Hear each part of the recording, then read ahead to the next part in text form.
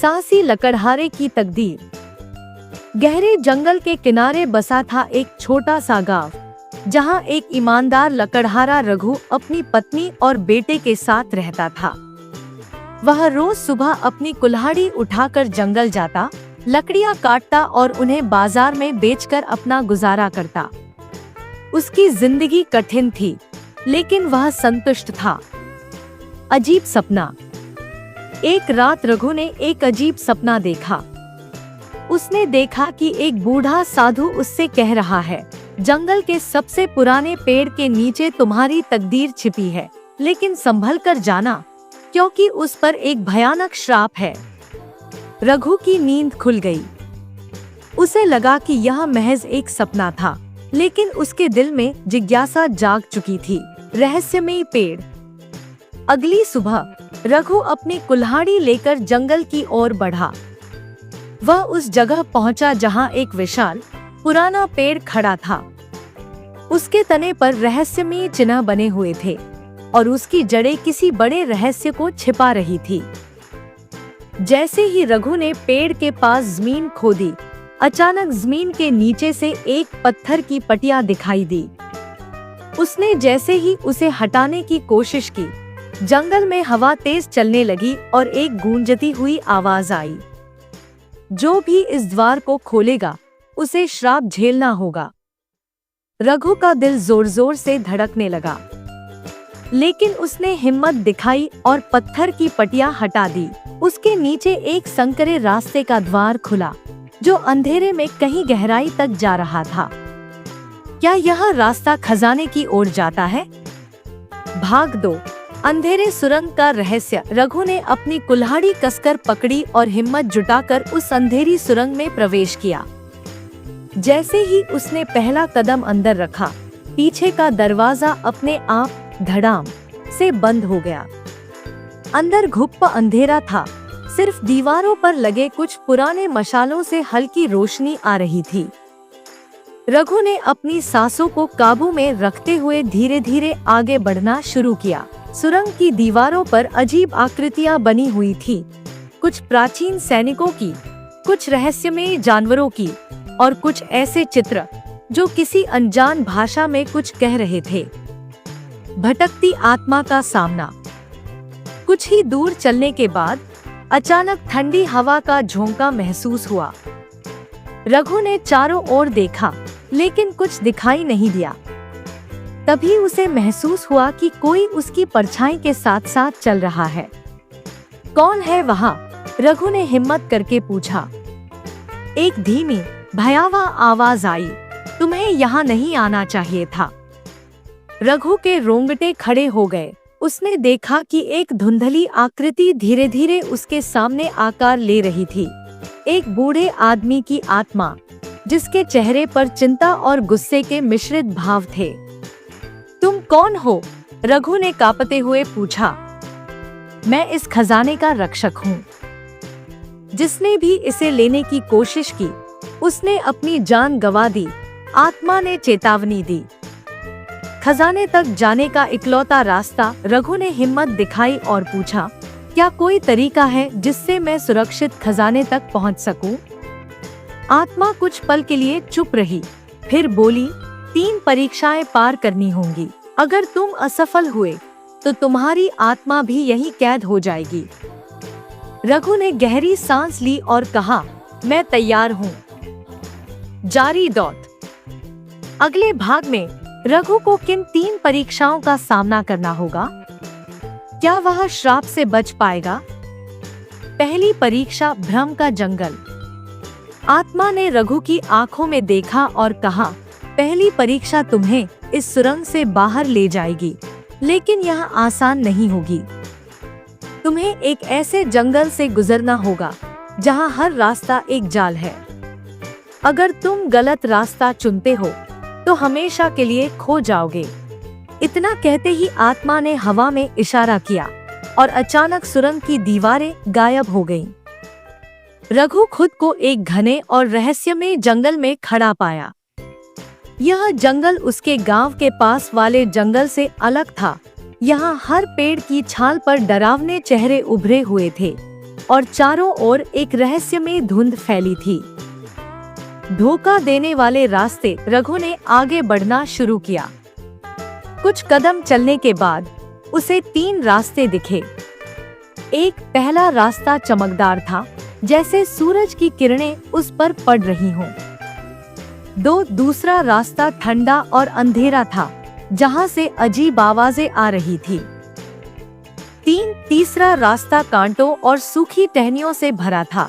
रघु ने सोचा, खजाने तक जाने का सही रास्ता कौन सा है? वह पहले रास्ते की ओर बढ़ा, लेकिन जैसे ही उसने कदम रखा, जमीन अचानक नीचे धंसने लगी। रघु ने झट से पीछे हटकर खुद को बचाया। अब बचा दूसरा और तीसरा रास्ता। अंधेरे वाले रास्ते से अजीब फुसफुसाने की आवाज आ रही थी। रघु को याद आया कि उसकी दादी हमेशा कहती थी, जो रास्ता सबसे कठिन दिखे वही असली होता है। सही रास्ता चुनना। रघु ने हिम्मत जुटाई और कांटों से भरे तीसरे रास्ते पर कदम रखा। जैसे ही उसने आगे बढ़ना शुरू किया, जंगल में हलचल हुई। पेड़ों की डरावनी आकृतियां मिटने लगी और रास्ता धीरे धीरे साफ होने लगा। कुछ देर बाद वह जंगल पार कर एक विशाल पत्थर के दरवाजे के सामने पहुंचा। दरवाजे पर लिखा था, पहली परीक्षा पूरी हुई, अब दूसरी परीक्षा के लिए तैयार हो जाओ।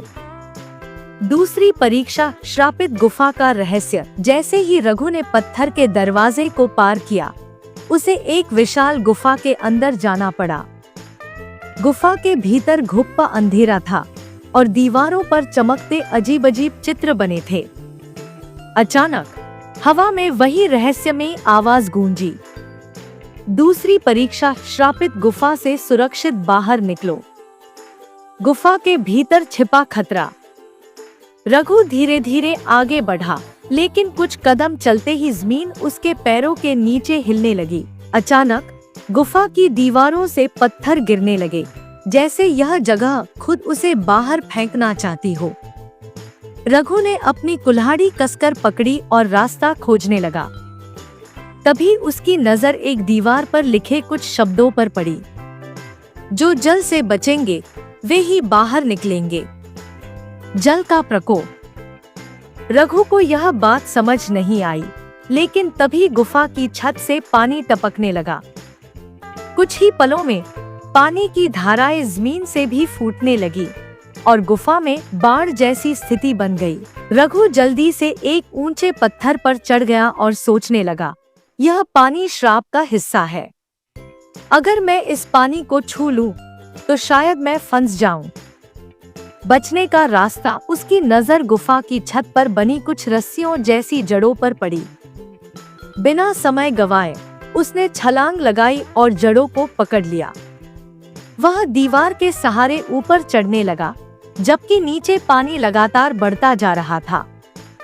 आखिरकार उसने गुफा की दूसरी तरफ एक संकरे रास्ते से बाहर छलांग लगा दी। जैसे ही वह बाहर आया, पानी अचानक गायब हो गया और गुफा का द्वार अपने आप बंद हो गया। अगली चुनौती।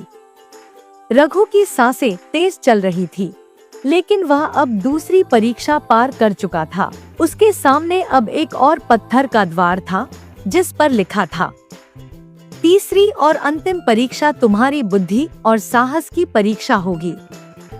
अंतिम परीक्षा, बुद्धि और साहस की कसौटी।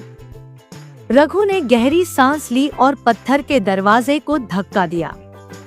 दरवाजा एक जोरदार गड़गड़ाहट के साथ खुला और उसके सामने एक विशाल कमरा प्रकट हुआ। कमरे के बीचों बीच एक सुनहरा सिंहासन रखा था, जिस पर एक रहस्यमय आकृति बैठी थी। बुद्धिमान राजा का सवाल। जैसे ही रघु अंदर गया, वह आकृति धीरे धीरे हिलने लगी। यह कोई और नहीं, बल्कि एक प्राचीन राजा की आत्मा थी, जो इस खजाने की अंतिम रक्षक थी। राजा ने गंभीर आवाज में कहा, तुमने 2 परीक्षाएं पार कर ली, लेकिन अंतिम परीक्षा में तुम्हारी बुद्धि की परीक्षा होगी।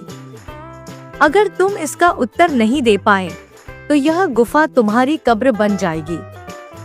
रघु घबराया लेकिन हिम्मत बनाए रखी। राजा ने एक प्रश्न पूछा, अगर तुम्हारे पास एक मशाल है और तुम्हें 3 चीजों में से एक को जलाने का मौका दिया जाए, लकड़ी, मोमबत्ती या मशाल, तो तुम सबसे पहले क्या जलाओगे? रघु का उत्तर। रघु कुछ पल सोचता रहा और फिर मुस्कुराकर बोला, मैं सबसे पहले मशाल जलाऊंगा, क्योंकि बिना जलती मशाल के कुछ और जलाना असंभव है। राजा की आत्मा जोर से हंसी और बोली, बहुत अच्छा, तुमने बुद्धिमत्ता साबित कर दी। अब अंतिम चरण के लिए तैयार हो जाओ। खजाने का रहस्य। जैसे ही राजा की आत्मा गायब हुई, कमरे के बीचों बीच जमीन हिलने लगी। वहां से एक सुनहरा संदूक प्रकट हुआ, जिसके ऊपर अजीब से निशान बने थे। रघु ने धीरे धीरे संदूक खोला और उसकी आंखें चमक उठीं। संदूक में सोने चांदी के सिक्के, बेशकीमती रत्न और एक रहस्यमयी किताब थी। लेकिन जैसे ही उसने किताब उठाई, गुफा की दीवारों पर कुछ लिखा प्रकट हुआ। खजाना केवल उसका है जो इसे समझदारी से इस्तेमाल करेगा। लालचियों के लिए यह केवल एक श्राप है। रघु ने किताब खोली और पाया कि इसमें सदियों पुरानी कहानियां और ज्ञान की बातें लिखी थी। उसे एहसास हुआ कि असली खजाना सिर्फ सोना चांदी नहीं, बल्कि यह ज्ञान और सीख थी। घर वापसी। रघु ने खजाने को सावधानी से समेटा और गुफा से बाहर निकल आया। बाहर आते ही सूरज की रोशनी उस पर पड़ी और उसने राहत की सांस ली। वह अब न सिर्फ धनी था, बल्कि ज्ञान और समझदारी से भी भर चुका था। जब वह गांव पहुंचा, तो सबने उसकी कहानी सुनी और उसे सम्मान दिया। उसने अपने खजाने का सही इस्तेमाल किया, गांव के लिए कुएं बनवाए, स्कूल खुलवाया और जरूरतमंदों की मदद की। और इस तरह रघु सिर्फ एक लकड़हारा नहीं रहा, वह एक बुद्धिमान और अमीर इंसान बन गया, जिसने अपनी मेहनत और साहस से अपनी तकदीर बदल डाली। समाप्त। सीख। इस कहानी से हमें यह सीख मिलती है कि असली खजाना सिर्फ सोना चांदी नहीं, बल्कि ज्ञान, बुद्धि और नेकदिल इंसानियत है।